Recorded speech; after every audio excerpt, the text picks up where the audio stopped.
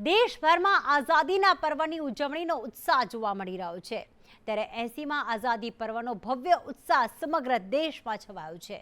પ્રધાનમંત્રી મોદીએ લાલ કિલ્લા પર તિરંગો લહેરાવ્યો અને 13મી વખત લાલ કિલ્લા પરથી તેમણે તિરંગો લહેરાવ્યો હતો। 21 તોપોની સલામી સાથે ધ્વજવંદન કરવામાં આવ્યું તો પીએમ મોદીએ લાલ કિલ્લા પરથી જનસભાને સંબોધન એટલે કે દેશને સંબોધન પણ કર્યું। હર ઘર તિરંગા હર મન તિરંગાનો એક સૂત્રો પણ આપ્યો હતો।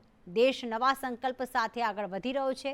આ ઉપરાંત પીએમ મોદીએ કહ્યું કે લાલ કિલ્લા પરથી વંદે માતરમ ગૂંજી રહ્યું છે। આપણે વિકસિત ભારતનો સંકલ્પ સાકાર કરવાનો છે। સાથે નાના સપનાથી કામ નહીં ચાલે તેવો પણ ઉલ્લેખ કર્યો।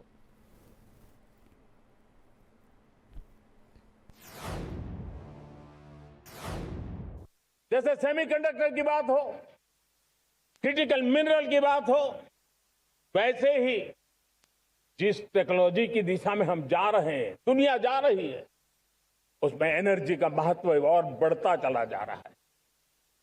अब एनर्जी के बिना भी नई दुनिया को चलाना मुश्किल है और इसलिए हमें चिप हो, एआई हो, डेटा सेंटर हो, हमें बहुत बड़ी मात्रा में बिजली की जरूरत होगी।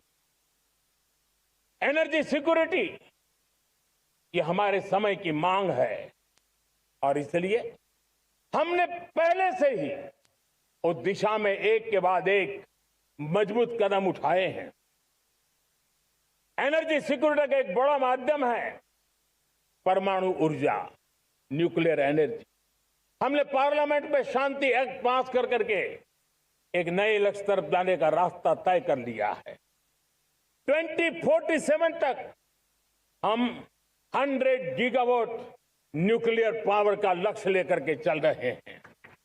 इसी एक दशक में हम 5 नए न्यूक्लियर रिएक्टर शुरू करने का लक्ष्य लेकर के चल रहे हैं।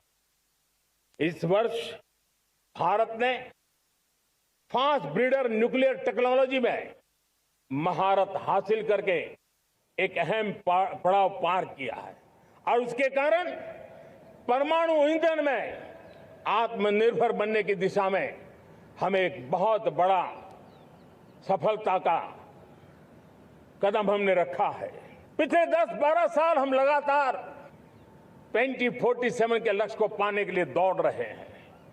एक के बाद एक सोपान सिद्ध कर रहे हैं।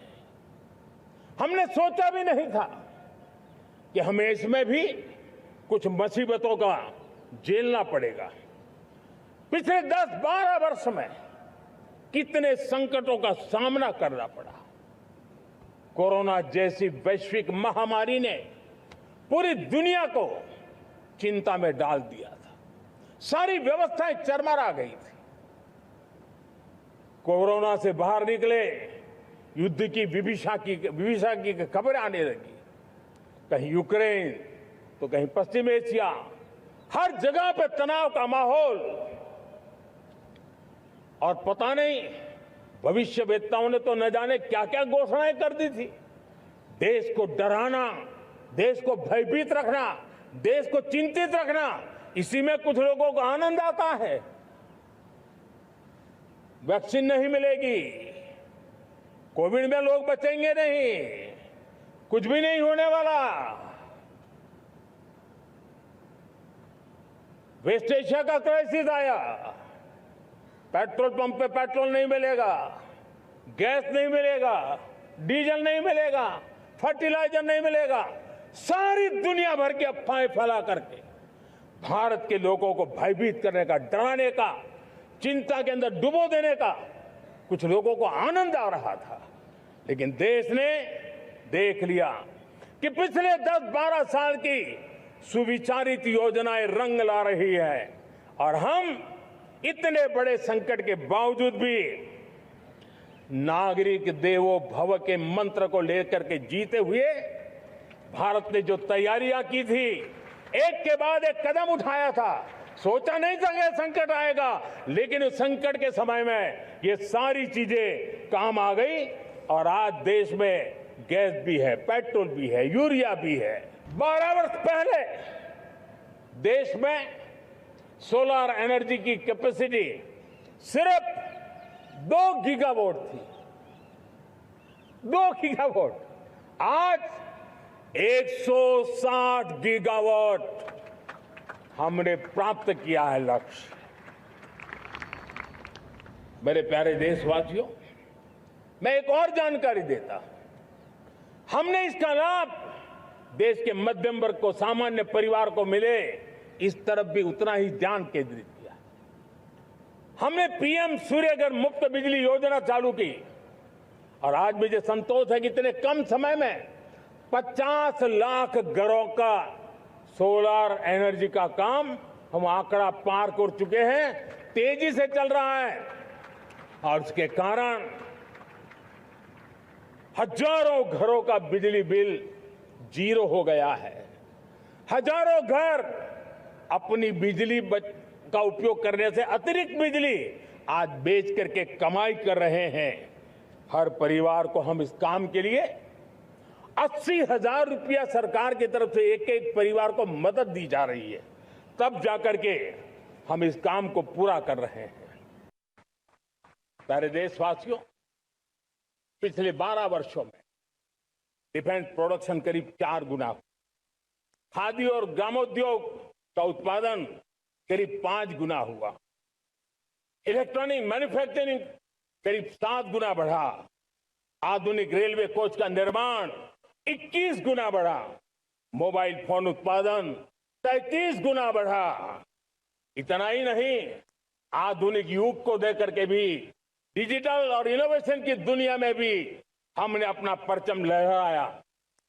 इंटरनेट यूजर, इंटरनेट कंज्यूमर करीब करीब 4 गुना बढ़े, पेटेंट ग्रांट होने की संख्या 4 गुना बढ़ी, डिजिटल ट्रांजैक्शन 100 गुना बढ़े। सामान्य मानवीय की सुविधाओं की तरफ भी हमने उतना ही गंभीरता से काम किया। हर साल औसतन 15 गुना ज्यादा तेजी से हमने नल से जल कनेक्शन दिए। हर साल औसतन 6 गुनी ज्यादा रफ्तार से लोगों को गैस कनेक्शन दिए। हर साल 4 गुनी रफ्तार से गरीबों के लिए टॉयलेट बनाने का काम किया। हर साल 3 गुना ज्यादा तेजी से गरीबों को घर देने का काम किया।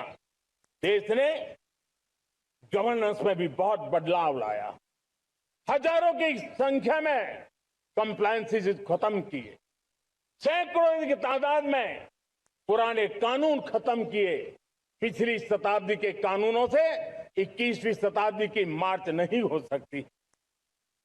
हमने आधुनिक इंफ्रास्ट्रक्चर के लिए मेट्रो का विस्तार किया। हमने पब्लिक ट्रांसपोर्ट को ताकत दी। जिस स्पीड से काम, जिस स्केल पर काम किया, ये सब, ये रफ्तार, ये विस्तार, ये अचीवमेंट आजादी के बाद पहली बार पिछले 1 दशक ने देखा है। और जब इतनी सारी सिद्धियां हमारे सामने हो, इतनी तेज गति दिखाई देती हो, देशवासियों का सामर्थ्य पल पल प्रकट होता है, तब तो 2047 में विकसित भारत बनने का संकल्प कभी भी अधूरा नहीं रह सकता है।